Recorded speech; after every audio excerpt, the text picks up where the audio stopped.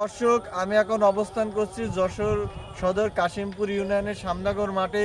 এই যে গত 28 তারিখে শিলাবৃষ্টিতে আমাদের এলাকায় যে শিলা পড়ছিল, দেখেন এই মাঠে কি পরিমাণ সেই ধান ঝরে গিয়েছিল যে এখন সেগুলো পাতো, ধান রোপণ করতে গেলে যে আমাদের পাতো লাগে সেই পাথর মতন হয়ে গেছে। কি পরিমাণে যে কৃষকের সাথে কথা বলুন আমাদের মাঝে।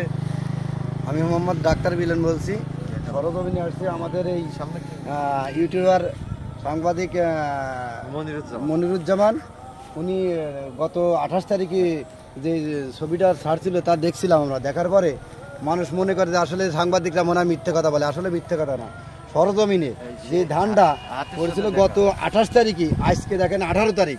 এই 18 তারিখের ভিতরে আমরা যে বীজ রোপণ করি, হ্যাঁ, পাতাগুলায় ধানের জন্য বীজ রোপণ করি। দেখেন এটা হলো সরজমিনি, এটা 12 কাঠা জমি, পাশে এরকম আছে 10 কাঠা, 1 বিঘে 18 কাঠা, 24 কাঠা। দেখেন মাঠকে মাঠ সব, তাহলে চাষির কি পরিমাণ ক্ষতি হয়ে গেছে। তাই আমাদের অনুরোধ, যদি আমাদের প্রধান উপদেষ্টা ডক্টর ইউনূস সাহেব যদি এটাও যদি দেখেন, একটু ফলো করেন, চাষিদের জন্য একটু সাহায্য করেন, তাহলে সেটাই আমরা একটু উপকৃত হবে।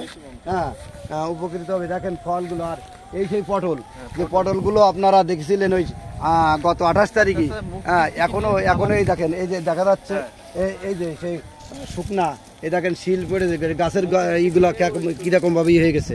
হ্যাঁ, আসলে এ খুবই কষ্টের ব্যাপার। আসলে এই সাহায্য সবার দিতে পারবে না সরকার, তবুও যদি চাষির কিছু স্বার্থের জন্য কিছু সহযোগিতা করতো, তাহলে মনে হয় খুব আমরা উপকৃত হতো। আবার এই দেখেন কি সুন্দর পাথো, মনে হচ্ছে আমরা পাথর রোপণ করেও এরকম পারিনি।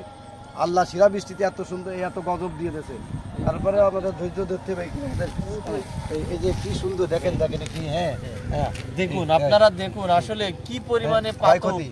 আসলে মানুষের, কৃষকের যে ক্ষতি হয়েছে অকল্পনীয়।